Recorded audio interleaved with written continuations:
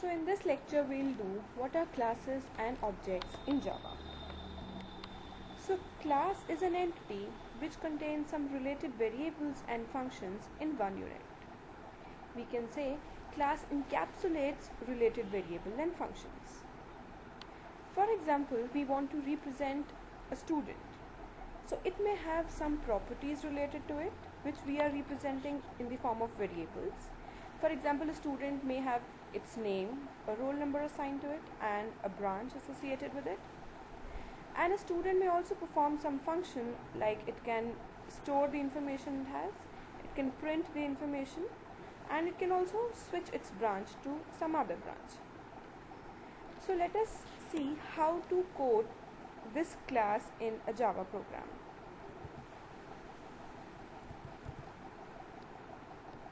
So we are doing programming in Eclipse. To start, we can create new Java project. Let us name it as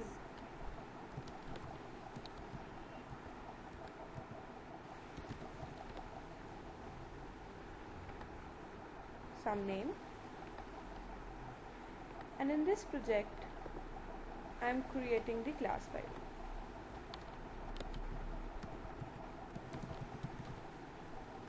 I want this class to contain main function also.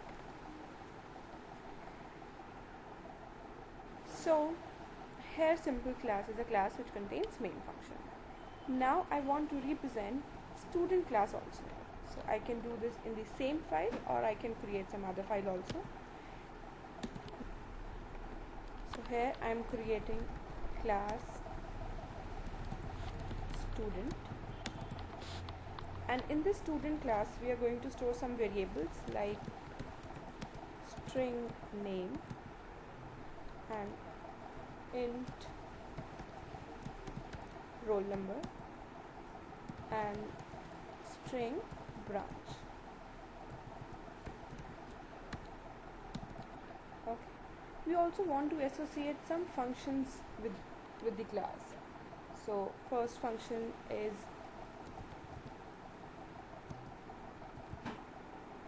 what are the functions we want? Scan info, print info, and switch branch.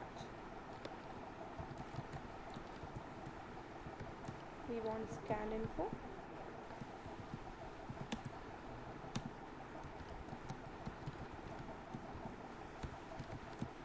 print info, and switch branch, which will accept a string. So scan info simply wants to scan the information from the user. So we'll say some printout statement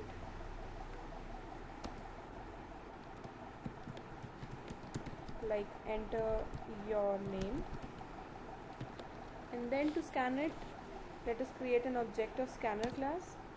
So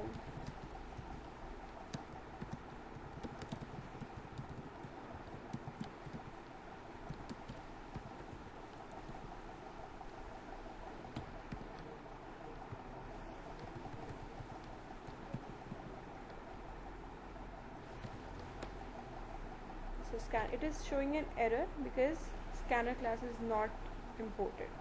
So we need to import scanner class. It is in java dot util dot scanner. Java dot util dot scanner contains this scanner class.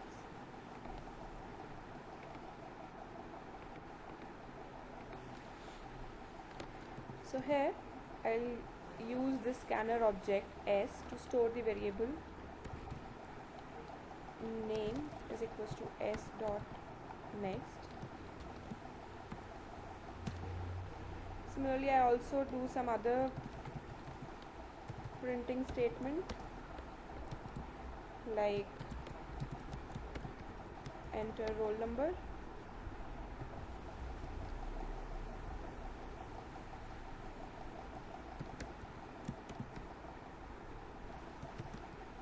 roll number is equals to s dot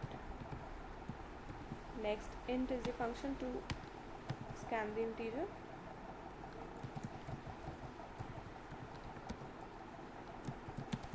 And now we are getting the third variable,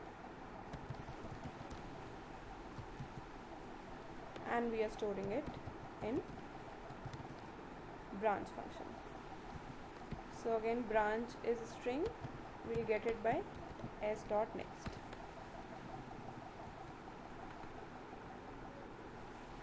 So now we are printing all the information that we have scanned.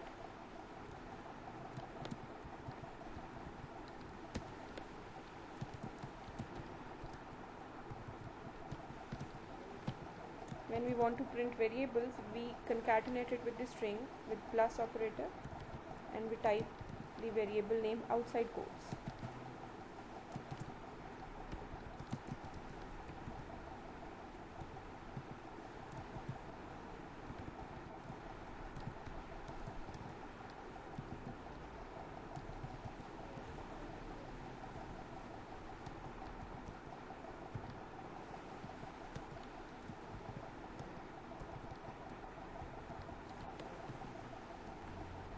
Okay, and there is one more function we have created, switch branch. So we'll assign this a value to branch. Okay, let us save this program. So this is class. When we create a class, no memory is allocated to it. No to the variable and none to the functions also. So if you want to assign memory to this class, we need to create an object. So let us create some objects in main function. To create an object, we type the class name like student, and then the object name, which can be any valid variable name, like I am creating st, and let us equate it with its object. So to create an object of student class, we need to write new and then the class name. Okay, so it will assign a new object in the memory, and st will be referring to the new object. And then we can call all the variables and function of the student with the help of this st variable. So we can type st dot first function is scan info,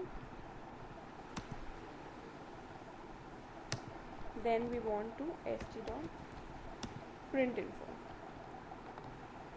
and saving this program, and let us run it.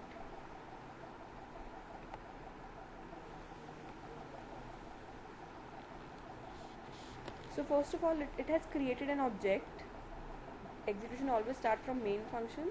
This statement will be executed. st is equals to new student object is created, and then this function is called st.scanInfo. So scanInfo will say enter your name. Whatever you will type, it will be stored in this name. Then it will ask your roll number and then your branch.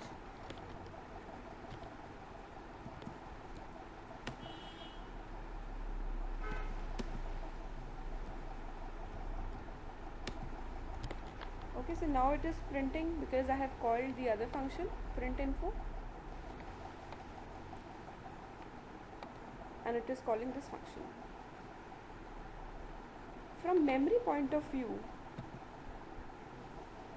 when we create student st is equals to new student, this st is created, this is a reference, and this is new student, an object. And when a new student object is created, it will contain all the variables that class has defined, and it will be initialized to null values, integer with 0 and string with null values. If there is a boolean, it will be initialized with false, float with 0, and so on. So this is the object which is created after this line, student st is equals to new student.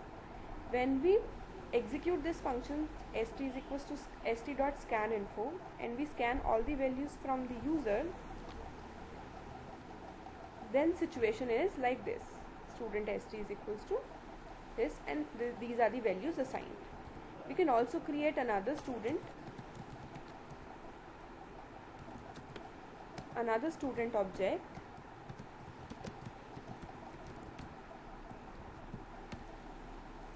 So when we create st2 is equals to new student, another object in memory is created. This is created with the help of new student, and st2 is the reference which is pointing to it.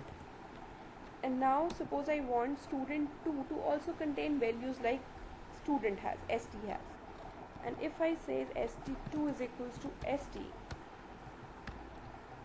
then what will happen?